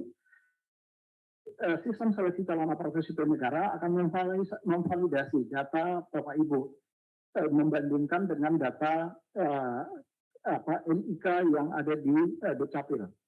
Jadi nanti akan divalidasi by sistem ke Dukcapil untuk memastikan Bapak Ibu memang nomor induk kependudukannya konsisten dengan data yang ada di dalam database Dukcapil. Nah, bagi yang teman-teman di tenaga kesehatan, karena ini adalah seleksi untuk tenaga kesehatan dilakukan secara tertutup. Nah, artinya tertutup dilakukan hanya bagi mereka yang terdaftar di dalam database PHK2 BKN yang berprofesi sebagai tenaga kesehatan dan database sistem informasi SDM kesehatan yang di Kementerian Kesehatan, maka dilakukan filtering terhadap data di SI SDMK. Kemenkes untuk memastikan bahwa Bapak Ibu memang terdaftar di dalam dua database tadi, baik itu database PHK2 ataupun di dalam database SI SDMK. Kemudian kalau dua-duanya sudah terkonfirmasi Bapak Ibu memang ada di dalam salah satu dari database tadi, maka Bapak Ibu kemudian akan mengikuti seleksi administrasi dan Bapak Ibu bisa melanjutkan pendaftaran. Dan kemudian lakukan seleksi administrasi oleh instansi. Setelah seleksi administrasi ada sanggah dan peserta yang lulus seleksi akan mengikuti seleksi berbasis komputer menggunakan sistem CAT BKN. Untuk guru juga sama, tetapi guru ada skema. Jadi ada skema yang P1, P2, dan P3 atau fasilitas umum. Tadi sudah disampaikan oleh Pak Deputi SDMA, untuk yang P1 ini diprioritaskan bagi mereka-mereka yang sudah lulus passing grade pada seleksi tahun 2021 yang lalu. Ini by system akan ditempatkan di mereka-mereka ini akan ada di prioritas mana? Prioritas 1, prioritas 2, atau prioritas 3. Nanti kalau mereka adalah prioritas 1, maka yang bersangkutan akan langsung dilakukan penempatan bagi P1 dan kemudian ada pemberkasan. Tapi Bapak Ibu tetap harus melakukan registrasi supaya untuk melakukan konfirmasi saja. Jadi Bapak Ibu yang berada P1 tetap harus melakukan konfirmasi, mendaftar untuk dilakukan konfirmasi apakah Bapak Ibu masih ada atau sebetulnya Bapak Ibu sudah tidak ada. Jadi bagi yang P1 kemarin, yang sudah lulus seleksi di 2021 kemarin, yang lulus passing grade, perlu tetap melakukan konfirmasi. Kemudian dilakukan penempatan, hanya saja kalau kemudian penempatannya ternyata instansi Bapak Ibu tidak membuka formasi, maka nanti Bapak Ibu akan dialirkan ke P2. Bapak Ibu akan mengikuti seleksi, tetapi seleksinya hanya menggunakan mekanisme observasi bagi P2 dan P3. Jadi nanti mekanisme yang akan dilakukan teman-teman di Dikbud akan melakukan observasi terhadap posisi Bapak Ibu dan Bapak Ibu berdasarkan data-data yang masuk tadi, kecuali bagi pelamar umum. Bagi pelamar umum itu yang kemudian akan mengikuti seleksi dengan mekanisme UMBK, tentu setelah tadi P1 atau yang lulus di P2 berdasarkan hasil observasi, ataupun yang lulus di P3 berdasarkan hasil observasi, baru kemudian sisanya akan bisa memilih formasi di pelamar umum. Hanya saja kembali ini yang juga masih menjadi perdebatan, apakah formasi pelamar umum ini atau P4 ini masih memungkinkan nggak waktunya untuk kita buka? Karena seperti tadi saya sampaikan, ini berada di injury time. Jadi di bulan Desember yang waktunya adalah sangat sempit, ada mekanisme pertanggungjawaban anggaran yang harus dilakukan oleh teman-teman Dikbud kepada Kementerian Keuangan. Kalau ini bisa diselesaikan sebelum tanggal 12 Desember, pelamar umum ini akan bisa kita buka. Ini yang nanti kami perlu mendapatkan kepastian dari teman-teman Dikbud, apakah kita akan membuka formasi di pelamar umum ini. Kalau ini tidak bisa dibuka, maka tentu pelamar umum akan dinaikkan statusnya menjadi ke P3. Nah ini yang nanti perlu tapi P3 dan P2 dan P3 tentu akan digabung nanti posisinya, karena mereka adalah berada pada level yang sama dan mereka adalah yang juga sudah terdaftar di dalam database-nya Dapodik maupun PHK2-nya BKN. Jadi ada skema penyederhanaan kalau misalnya 3 tahapan ini tidak memungkinkan waktunya kita laksanakan pada tahun ini juga. Itu salah satu yang kemudian akan menjadi kendala di dalam waktu yang pendek ini. Nah, setelah semua sesuai dengan posisinya, saya memang hari ini, tadi malam teman-teman di Kementerian Dikbud sudah menyelesaikan mekanisme pertukaran data antara sistem seleksi calon aparatur sipil negara dengan sistem di database Dapodik. Hari ini akan dilakukan uji coba, ini sedang berlangsung. Teman-teman di Dikbud sedang ada di Badan Kepegawaian Negara untuk melakukan simulasi supaya tidak ada orang yang salah kamar, supaya tidak ada orang yang kemudian misalnya dia sebetulnya honor di SD1 tetapi kemudian SD1-nya karena buka formasi tapi ternyata terlempar ke SD nomor 3 misalnya. Nah, ini harus dipastikan betul Bapak Ibu, kemudian tidak ada yang salah kamar. Kadangkala sudah kita pastikan pun masih tetap saja karena datanya ada ratusan ribu di database Dapodik, potensi-potensi seperti itu tetap masih ada. Tetapi ini yang kita coba antisipasi semaksimal mungkin potensi risiko tadi dengan simulasi yang kita lakukan bersama-sama dengan teman-teman di Kementerian Dikbud. Kalau simulasi ini kemudian sukses pada hari ini dan instansi pusat bisa menyelesaikan penginputan formasi sebagaimana surat Ibu Sesmen Pan RW yaitu besok, maka kami optimis paling lambat tanggal 31 Oktober besok sistem seleksi ini sudah bisa kita buka untuk Bapak Ibu bisa melakukan pelamaran. Tetapi kalau ini belum selesai, maka tentu saja kami harus memastikan terlebih dahulu formasi-formasi tadi Bapak Ibu kemudian tidak mendaftar pada formasi yang zonk atau yang sebetulnya tidak dibuka tetapi masih ada di dalam database SSCISN. Nah, setelah dilakukan seleksi melalui mekanisme UNBK dengan sistem UNBK, maka seluruh hasil seleksi tadi disampaikan diolah melalui sistem pengolahan di SSCISN yang algoritmanya tentu disesuaikan dengan keputusan Menteri Pan RB termasuk juga afirmasinya yang tadi sudah disampaikan oleh Pak Deputi SDMA. Kemudian baru dilakukan sanggah kalau Bapak Ibu ada yang merasa dirugikan dari hasil pengolahan itu dilakukan sanggah dan baru pengumuman hasil akhir terhadap ketentuan apakah Bapak Ibu lulus seleksi atau tidak lulus seleksi. Nah, tahun ini belajar dari pengalaman tahun lalu banyak sekali ya ini orang Indonesia kalau masih bisa curang ya kenapa tidak curang gitu. Itu yang kami berusaha untuk memperbaiki. Tahun lalu banyak sekali dari Bapak Ibu yang kemudian harus digugurkan karena Bapak Ibu menggunakan materai palsu.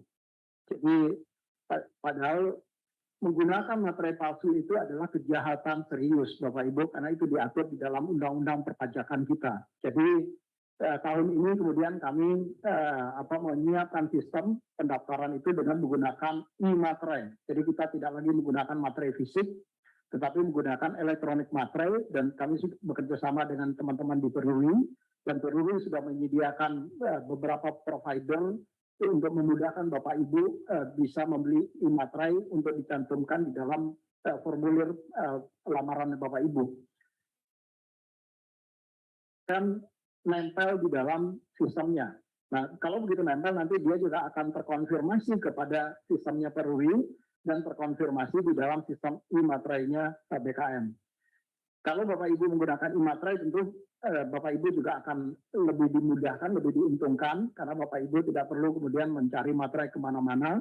Yang kedua juga Bapak Ibu tidak perlu lagi kemudian menempel, kemudian harus mengirimkan berkas di foto terus dikirimkan, tetapi langsung sistem langsung menampilkan di situ.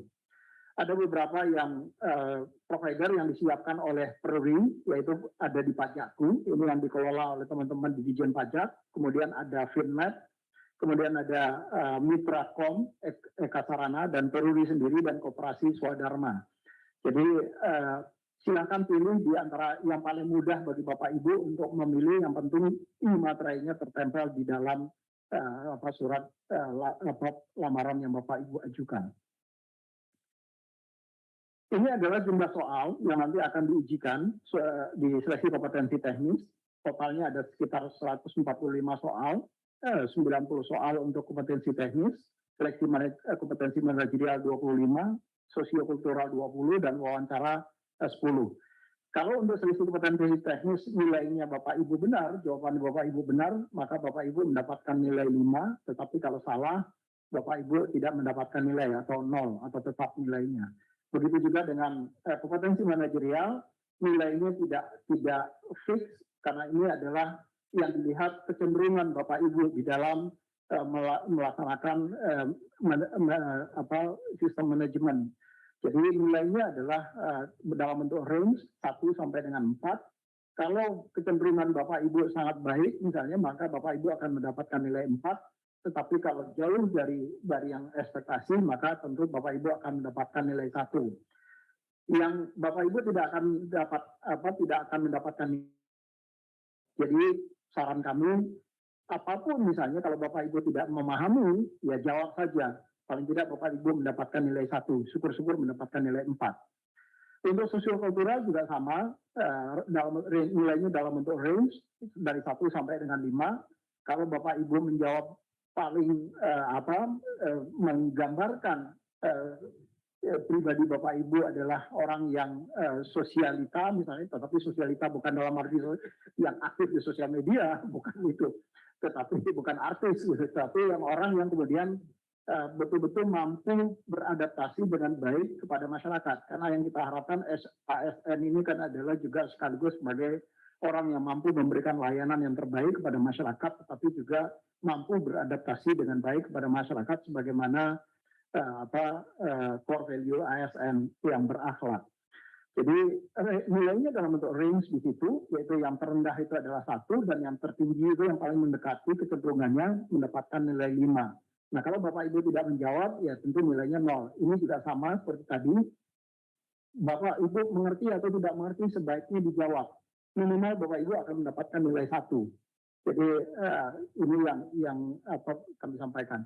Untuk wawancara juga sama, karena wawancara itu tidak bisa dengan hitam putih. Jadi orang hanya bisa melihat kecenderungan, maka juga ada nilai range-nya di situ. Kalau kecenderungannya sangat baik, sesuai dengan ekspektasi yang diharapkan oleh pemerintah, maka tentu akan mendapatkan nilai maksimal yaitu 4, tapi karena kalau ekspektasinya jauh dari yang diharapkan oleh pemerintah, maka nilainya adalah 1 di situ.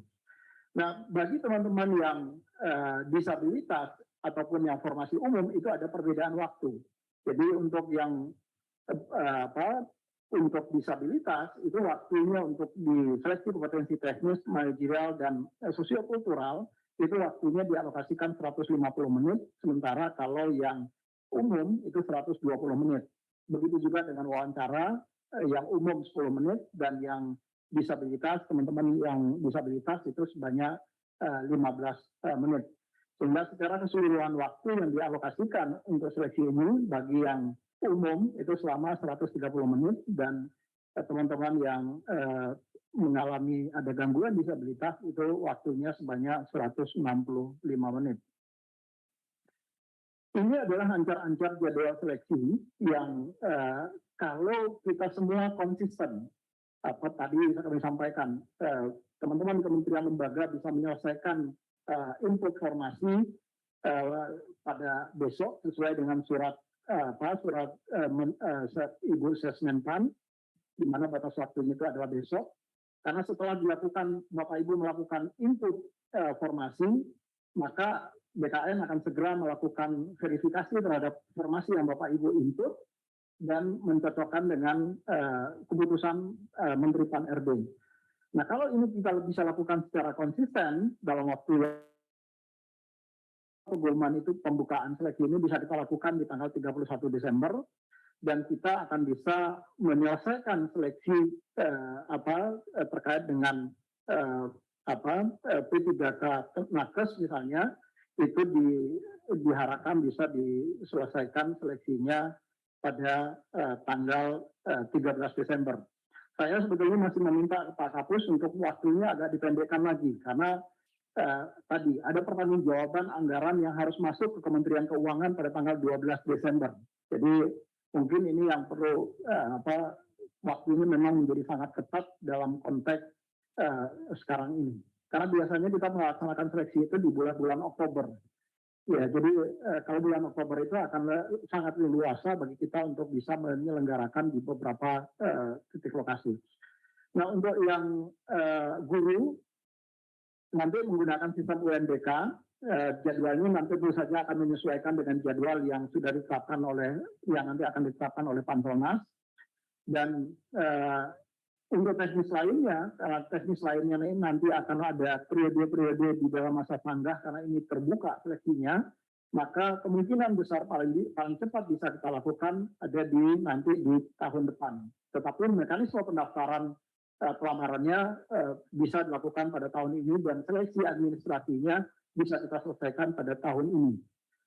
Titik lokasi yang akan digunakan untuk titik lokasi seleksi yang akan kita gunakan untuk tenaga kesehatan itu ada di 102 titik lokasi ujian, 36 titik lokasi BKN, 12 titik lokasi mandiri BKN, 36 titik lokasi yang disediakan di Poltekkes yang disediakan oleh teman-teman di Kemenkes, dan ada 15 titik lokasi mandiri yang teman-teman bisa menggunakan titik lokasi mandiri supaya pergerakan orang pegawai Bapak Ibu tidak terlalu jauh ke titik lokasi yang disediakan oleh pemerintah. Sementara nanti yang kami juga berharap untuk yang titik tenaga teknis lainnya itu juga akan kita gunakan titik lokasi yang diharapkan nanti juga bisa mendapat pinjaman dari teman-teman di Kemenkes. Nah, kami sudah mendapatkan rekomendasi dari teman-teman Satgas. Jadi untuk pelaksanaan seleksi ini tentu saja kita perlu mendapatkan rekomendasi dari teman-teman Satgas. Bagaimanapun juga kita masih, kalau kita lihat dalam laporan harian teman-teman Kemenkes, COVID ini belum hilang sama sekali dari Republik ini. Datanya masih turun naik. Ini tentu juga perlu menjadi, walaupun tidak seketat pada saat kita pelaksanaan tahun 2020 ataupun 2021 yang lalu.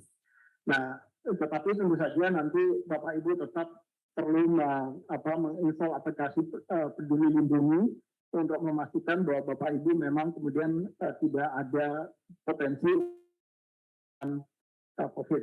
Kalaupun Bapak Ibu terindikasi misalnya positif COVID pada hari itu.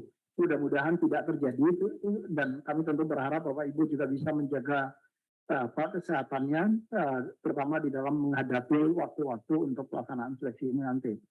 Penerapan protokol kesehatan, bagaimana direkomendasikan oleh Satgas, itu harus tetap kita lakukan, kita patuhi, pakai masker, menjaga jarak minimal 1,5 meter, cuci tangan dengan sabun. Ini juga nanti tentu akan disediakan di titik lokasi seleksi. Kemudian tingkat lokasi ujian hanya boleh diisi 50%, tetapi ini nanti karena sudah agak menurun panjang, kami tentu akan mencoba untuk bernegosiasi apakah bisa kita tingkatkan menjadi 75% dari kapasitas misalnya.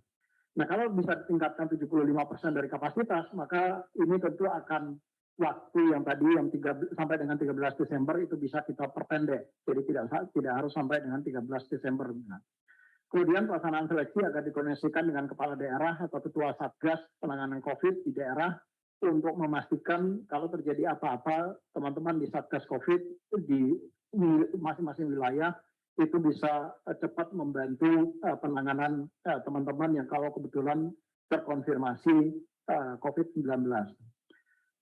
Kemudian panitia kegiatan seleksi wajib membentuk Satgas protokol kesehatan untuk mengawasi dan mengendalikan penerapan protokol kesehatan ini untuk betul-betul mencegah penularan COVID-19.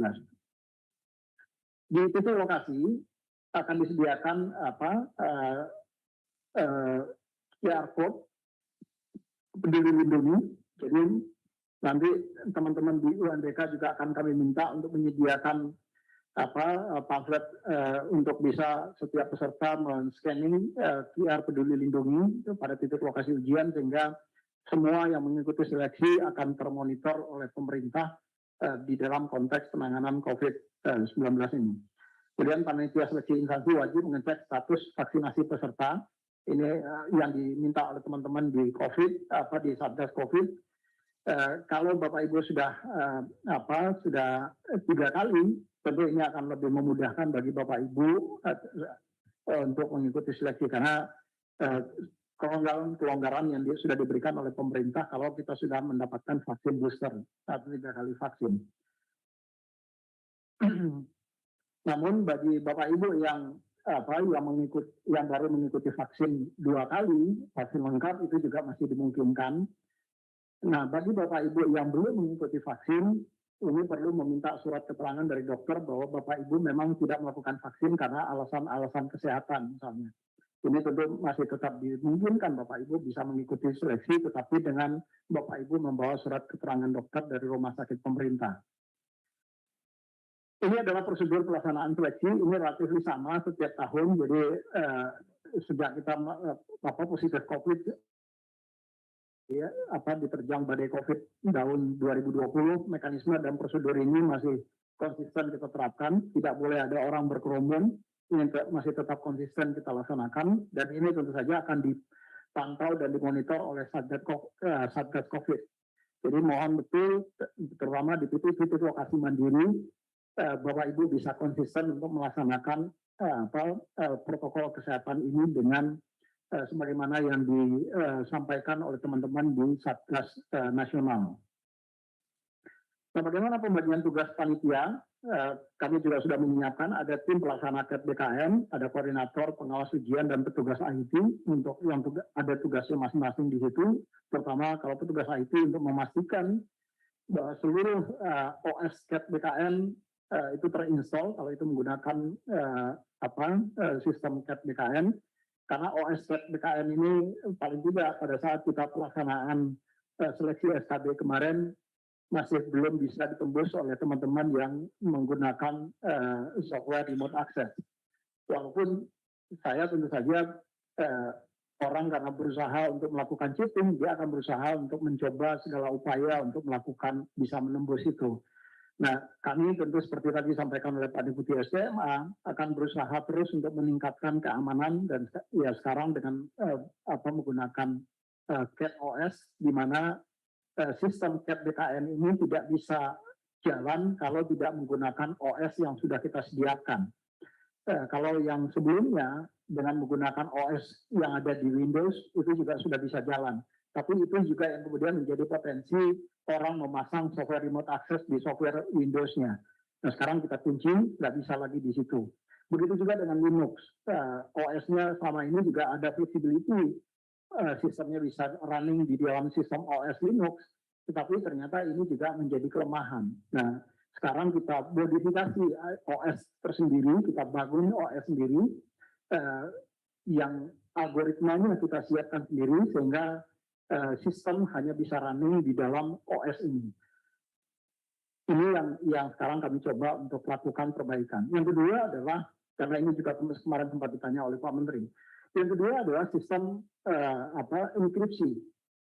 Sistem enkripsi yang kita siapkan adalah, kalau selama ini menggunakan sistem enkripsi yang disiapkan oleh teman-teman di BKN, walaupun mekanisme kerjanya tetap sama, tetapi tahun kemarin mulai dari pelaksanaan seleksi pendidikan kedinasan, kita menggunakan sistem enkripsi yang kemudian didevelop sendiri oleh teman-teman di Badan Cyber dan Sandi Negara.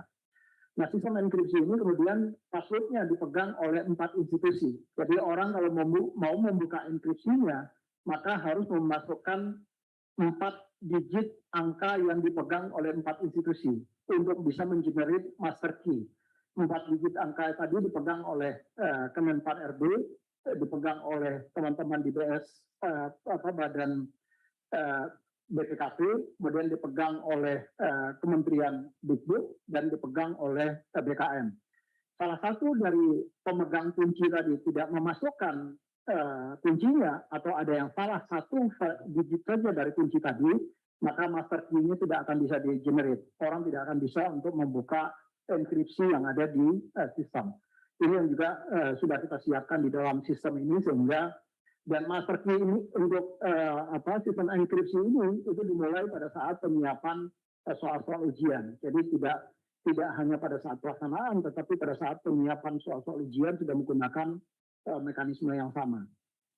Enkripsinya gunakan enkripsi yang disiapkan oleh teman-teman BSSN, dan membukanya juga dengan menggunakan password yang dipegang oleh 4 institusi berbeda. Kemudian di titik lokasi yang ada diselenggarakan oleh BKN, petugas kesehatan, petugas keamanan, dan petugas loker akan disiapkan oleh BKN, tetapi bagi instansi yang seperti Poltekkes misalnya, mohon nanti teman-teman Poltekkes juga menyiapkan petugas-petugas tersebut untuk mengantisipasi, sifatnya lebih antisipasi kalau hal-hal ada hal-hal yang tidak kita inginkan terjadi di lapangan. Misalnya ada yang tiba-tiba karena dalam perjalanan terus berinteraksi dengan orang yang positif COVID, akhirnya dia juga terkonfirmasi COVID, maka paling tidak teman-teman yang petugas keamanan kesehatan itu bisa melakukan pertolongan pertama dan mengantarkan yang bersangkutan pulang kembali dengan ambulan yang sudah disediakan di titik lokasi.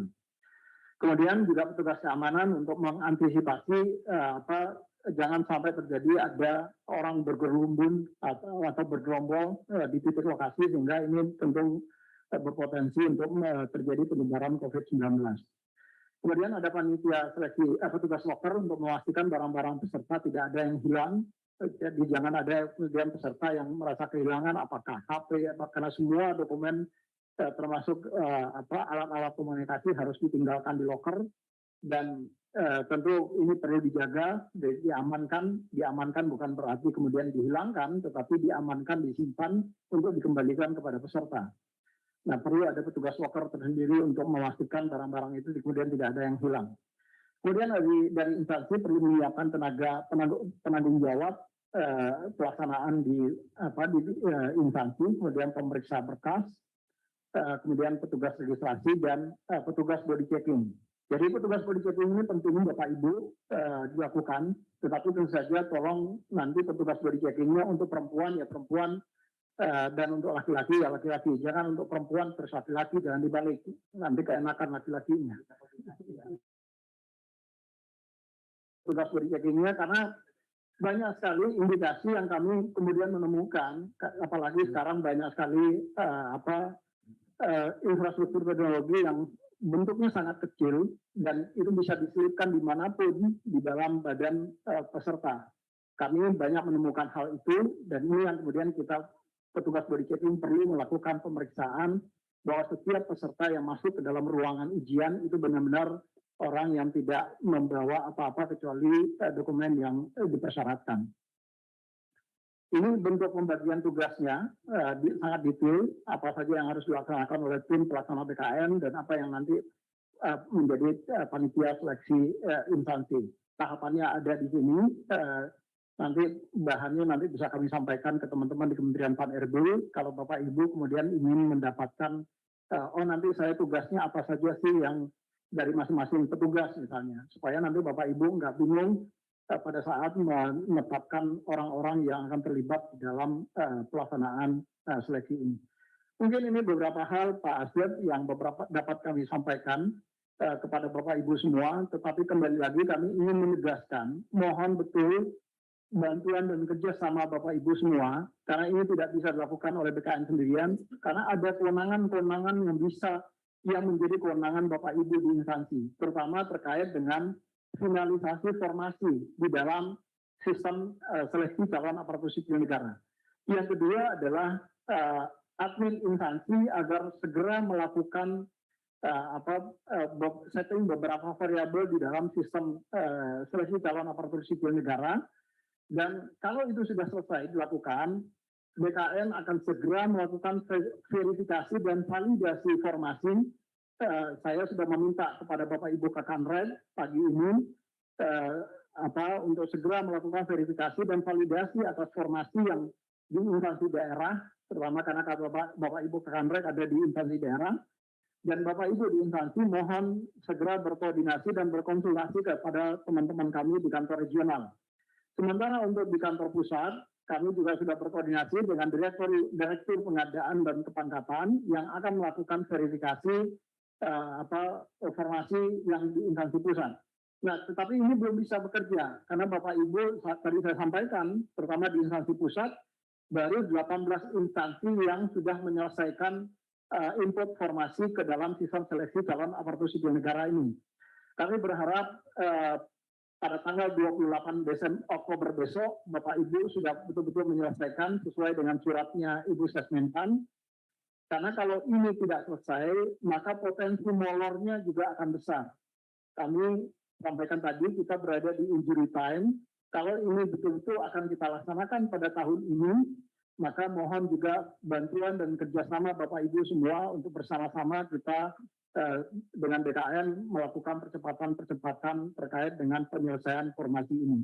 sehingga supaya BKN juga bisa kemudian melakukan verifikasi terhadap formasi dan memastikan formasi tadi betul-betul sudah sesuai dengan surat Menpan, surat keputusan Menpan maupun surat edaran Dirjen Nakes terkait dengan kualifikasi pendidikan di masing-masing formasi jabatan.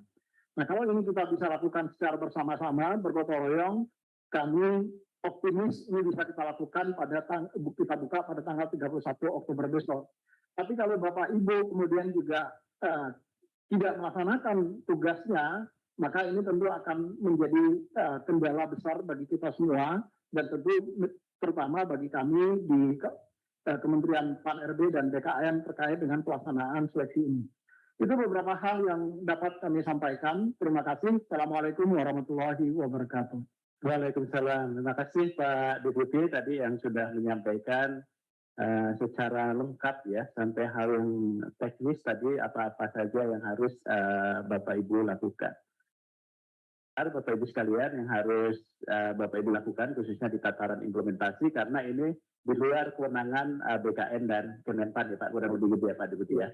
Jadi artinya penyelenggaraan ini bisa terlaksana. Tadi salah satunya hal yang cukup strategis adalah peran Bapak Ibu para pengelola kepegawaian tadi untuk menginput formasi ke dalam SSC-ASN-nya BKN. Nah ini penting, kita punya waktu sehari, saya yakin teman-teman ini bisa lah melakukan itu ya, karena ini sebetulnya waktunya cukup panjang. Nah barangkali ini Pak Deputi ini pertanyaannya, kalau misalnya sampai 28 lewat, mungkin dari 50 sekian instansi misalnya itu baru ada separohnya gitu ya. Kira-kira gimana nih Pak Deputi nanti?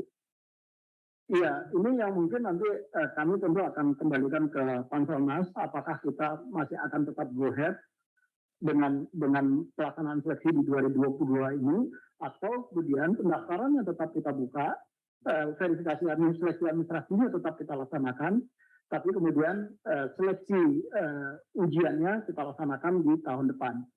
Itu yang paling memungkinkan bisa kita lakukan. Kalau misalnya Bapak Ibu di instansi masih punya kendala pada saat melakukan input formasi, karena memang ini ada hal-hal yang perlu menjadi komitmen kita bersama, termasuk teman-teman di instansi pembina, baik itu Kementerian Dikbud, terutama Nakes dan guru di Kementerian Dikbud yang tadi kami sampaikan. Hari ini kami sedang melakukan simulasi, aplikasi bisnis sudah kita siapkan dengan proses bisnis yang baru yang kemarin pada tanggal 26 disampaikan oleh teman-teman Dikbud, sudah diselesaikan oleh Dikbud dan hari ini tadi pagi saya ngecek ke teman-teman di BKN sedang melakukan simulasi uji coba dengan data real apakah ada potensi orang yang salah kamar atau tidak.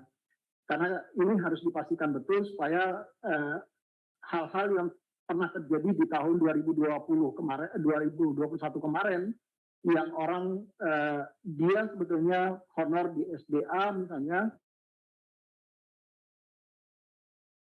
padahal SDA-nya membuka formasi.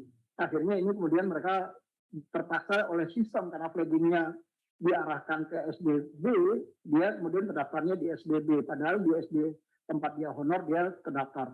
Nah kita tentu tidak menginginkan hal itu juga terjadi. Simulasi ini yang hari ini sedang intens dilakukan oleh teman-teman BKN dan Dikbud, mudah-mudahan bisa diselesaikan hari ini. Kalau ini bisa diselesaikan hari ini, maka paling tidak isu terkait dengan guru sudah relatif aman. Hanya yang tadi yang perlu menjadi catatan kami, apakah dengan waktu yang terbatas, teman-teman Dikbud masih bisa atau sanggup untuk melaksanakan sampai dengan yang P4. Karena waktunya terlalu pendek. Kalau misalnya satu prioritas itu kemudian bisa dilakukan sampai dengan butuh waktu 4 atau 5 hari, maka tentu teman-teman Dikbud akan berhitung apakah ini memungkinkan untuk kita lakukan atau tidak. Ini yang kami juga sudah sampaikan ke Ibu PLT Dirjen GTK. Kenapa ini penting? Karena jangan sampai nanti kasus 2021 terulang kembali. Waktu 2021 kita mengatakan akan ada 3 skenario atau 3 tahapan seleksi, yaitu ada tahap 1, tahap 2, tahap 3. Tetapi karena keterbatasan waktu, kemudian tahap 3 tidak bisa kita laksanakan. Nah ini tentu akan merugikan teman-teman guru yang kebetulan mendaftar di tahap 3. Nah yang tahap 4 ini atau P4 ini juga diharapkan tidak terjadi demikian. Ini yang perlu kita antisipasi secara bersama-sama. supaya teman-teman ini kemudian bisa apakah P2 dan P3 kita gabung misalnya, sehingga P4 menjadi P3 dengan keterbatasan waktu yang tadi. Nah, skenario ini tentu harus kita lakukan bersama-sama dengan teman-teman Dikbud, mana yang paling memungkinkan untuk kita lakukan. Jangan sampai nanti kita sudah buka, sudah umumkan ada P4 atau U misalnya, tetapi kemudian ternyata waktunya tidak memungkinkan untuk kita lakukan. Demikian Pak.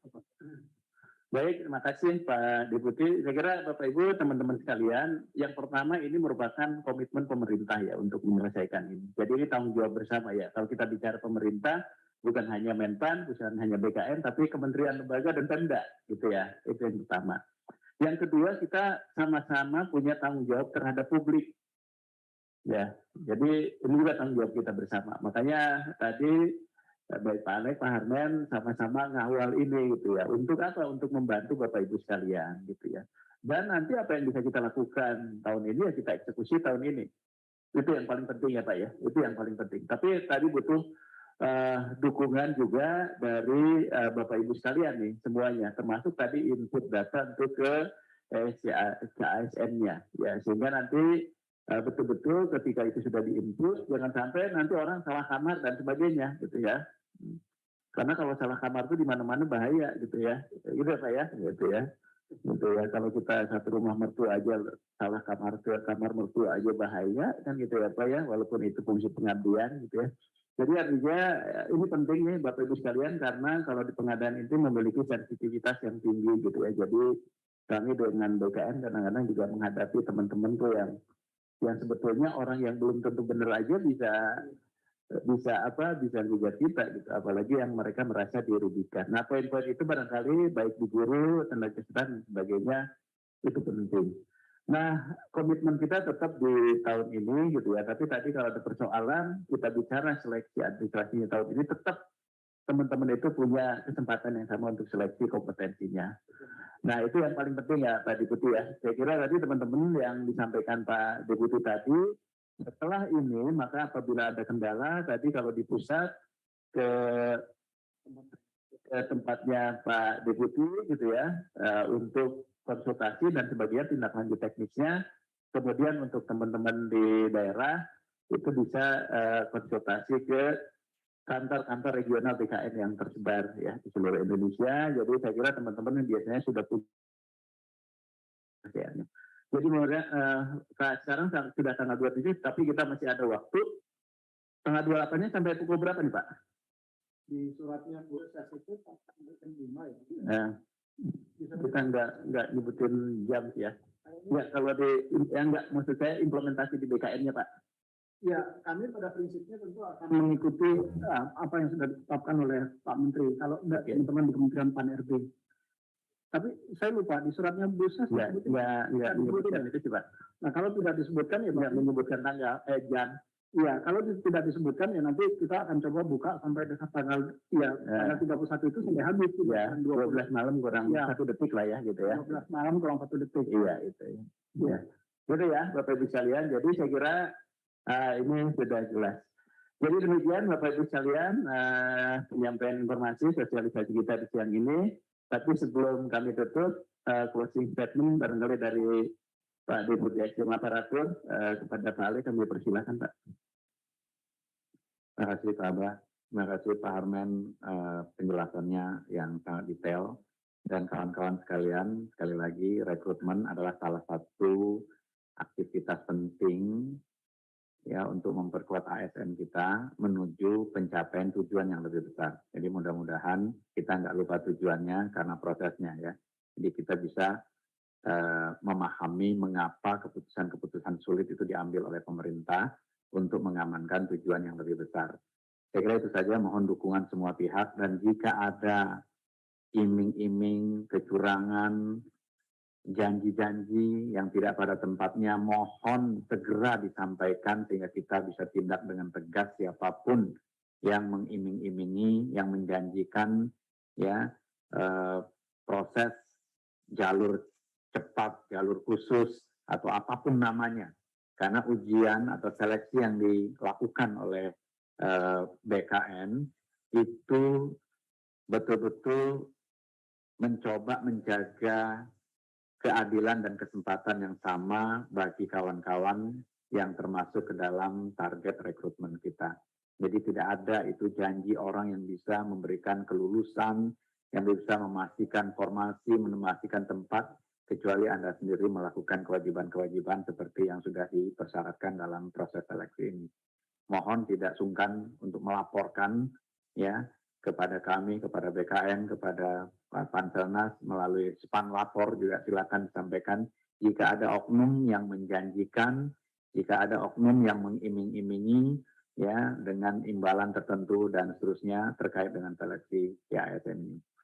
Mohon dibantu semua pihak agar ini berjalan dengan baik, wajar ya tanpa adanya kecurangan-kecurangan lagi, karena tidak mungkin kita bisa mencapai tujuan pembangunan nasional kalau baru mau masuk ASN sudah curang begitu calonnya ya. Itu saja dari saya. Terima kasih sekali lagi. Assalamualaikum warahmatullahi wabarakatuh. Terima kasih Pak Deputi. Jadi kita kembali bahwa tujuan kita untuk pengadaan tadi Bapak Ibu sekalian, dan kita jangan terjebak ya pada godaan-godaan tadi ya. Barangkali ada yang menjanjikan ya, kalau ketemu itu bacakan istighfar aja Pak ya, sama Al-Fatihah gitu ya. Jadi sebelum dilaporkan Pak gitu. Jadi artinya memang ini kan potensi-potensi seperti itu pasti adalah tentang bagi teman-teman yang masih awam terhadap proses seleksi itu gitu ya. Selanjutnya kami persilakan Pak Deputi Pak Arne, ada yang disampaikan terakhir. Ya, terima kasih Pak Asep, terima kasih Pak Deputi SDM. Saya hanya ada dua juga yang ingin saya sampaikan. Pertama adalah seleksi untuk pelayanan dasar ini betul-betul pemerintah sangat concern dan ada keberpihakan yang luar biasa besar yang diberikan oleh pemerintah kepada teman-teman yang saat ini sudah menjadi tenaga honorer di apakah itu di sekolah ataupun di fasilitas pelayanan kesehatan. Seleksi ini dilakukan secara tertutup, artinya hanya bagi Bapak Ibu yang sudah terdaftar di dalam database Dapodi, database THK2 yang tentu saja Bapak Ibu adalah status menjadi guru honor selama ini. Begitu juga dengan tenaga kesehatan yang status Bapak Ibu juga sudah tercatat sebagai tenaga kesehatan, layanan kesehatan di fasilitas layanan kesehatan pemerintah. Keberpihakan ini tidak saja dalam bentuk sistem seleksi yang tertutup, tetapi juga tadi disampaikan oleh Pak Deputi SDM, ada afirmasi-afirmasi yang diberikan kepada Bapak Ibu berdasarkan lamanya pengabdian yang Bapak Ibu jalani selama ini. Misalnya kalau Bapak Ibu sudah mengabdi 3 tahun dengan orang yang sudah mengabdi 5 tahun, tentu penghargaan kepada yang mengabdi di atas 5 tahun tentu akan menjadi lebih besar dibandingkan yang 3 tahun. Pemerintah menghargai itu. Yang kedua, ada juga afirmasi kalau Bapak Ibu kemudian mengamar pada wilayah-wilayah 3T untuk misalnya untuk di nakes misalnya. Kemarin Pak Menteri juga sudah menyampaikan, boleh nggak untuk yang teman-teman yang mendaftar di wilayah-wilayah 3T kemudian mendapatkan afirmasi khusus lagi. Itu juga kemudian difasilitasi oleh pemerintah. Artinya apa yang ingin kami sampaikan adalah keberpihakan pemerintah pada Bapak Ibu saat ini itu luar biasa besar. Manfaatkan keberpihakan itu secara baik dan benar. Bapak Ibu tidak perlu kemudian mencari cara untuk menyogok apalagi kemudian mendapat janji-janji yang tadi disampaikan oleh Pak Deputi SMA. Saya bisa pastikan Bapak Ibu walaupun ada yang menjanjikan, Bapak Ibu tidak akan saya proses. Kebetulan datanya tentu ada di saya. Jadi saya bisa menjanjikan kepada Bapak Ibu tidak akan ada yang bisa berani menambah atau mengurangi nilai Bapak Ibu. Karena sebelum data Bapak Ibu kemudian diproses, dan diprosesnya juga ada sistem enkripsi yang tadi disiapkan oleh BSSN. Di dalam sistem ini, membuka enkripsi ini juga ada 4 institusi yang harus masuk dulu di situ. Ada BKN, ada Kemenpan RB, ada BPKP, dan Kementerian Dikbud yang memegang kunci tadi. Jadi tidak ada ruang sebetulnya bagi Bapak Ibu untuk bisa mencoba mendapatkan memberikan janji-janji dan seolah-olah bisa meluluskan Bapak Ibu. Yang bisa meluluskan Bapak Ibu hanya Bapak Ibu diri Bapak Ibu masing-masing. Jadi saya sependapat tadi yang disampaikan oleh Pak Deputi SMA, kalau ada orang-orang yang mencoba mengiming-imingi Bapak Ibu, tolong segera dilaporkan. Apakah itu petugas BKN di lapangan, apakah itu instansi, kita pastikan akan kita proses. Kami BKN, Pak Kepala sangat komitmen dengan ini, dan saya yang paling kencang di BKN untuk kalau memang ada indikasi ke arah itu, terlepas yang bersangkutan sudah menerima atau tidak menerima, maka hukuman disiplin itu sudah pasti jatuh kepada yang bersangkutan. Tinggal seberapa berat hukuman disiplin tadi diberikan kepada mereka. Tentu yang terberat adalah pemberhentian tidak dengan atas permintaan sendiri. Itu adalah yang paling berat. Dan itu tentu kalau pemberhentian dengan tidak hormat tentu nanti setelah inkrah di sidang pengadilan. Tetapi supaya proses di sidang pengadilannya nggak lama, menunggu terlalu lama, ya kami kemudian akan menetapkan pemberhentian tidak atas permintaan sendiri. Bagi kami yang paling penting adalah orang yang menjadi borok di dalam upaya kita untuk menciptakan sistem seleksi yang fair, yang transparan, yang mempertimbangkan semua orang itu betul-betul bisa kita laksanakan dengan seadil-adilnya. Sehingga kalau ada yang bermain-main, mencoba bermain-main dengan itu, kita juga tidak akan segan-segan untuk memberhentikan yang bersangkutan. Itu mungkin dari kami, Pak Aba, dan terima kasih. Assalamualaikum warahmatullahi wabarakatuh. Baik, terima kasih. Waalaikumsalam. Terima kasih Pak Deputi, Pak Amek, Pak Deputi, Pak Harmen. Saya kira sudah banyak informasi yang disampaikan, dan terakhir kita butuh komitmen dari kita semua dalam penyelenggaraan, termasuk menjaga nilai-nilai integritas dan moralitas di dalam proses seleksi. Jadi jangan segan-segan tadi BKN, Menpan, dan pihak berwajib itu sangat terbuka ketika ada proses ini. Apalagi sekarang di dalam Panselnas itu juga sudah tergabung secara langsung dari Bareskrim Polri. Jadi Bapak Ibu sekalian, mari kita jaga semuanya. Dan ini adalah salah satu bentuk juga untuk menjaga kepercayaan masyarakat kepada pemerintah. Nah ini juga penting kalau ini bisa terlaksana dengan baik. Tentunya juga ini akan membangun citra pemerintah yang lebih baik lagi. Dan juga mudah-mudahan kita bisa mendapatkan orang-orang hebat yang melalui seleksi ini dan menjadi solusi bagi organisasi. Sekali lagi terima kasih kepada Pak Deputi, Pak Deputi SDM, Pak Deputi Cinta, Pak Sony, Pak Kapus, dan juga Bapak Ibu di sini. Panselnas juga sudah hadir, Bapak Ibu Kakanrek, dan juga rekan-rekan para pengelola kepegawaian, para kepala biro di lingkungan kementerian, lembaga, dan pemerintah daerah.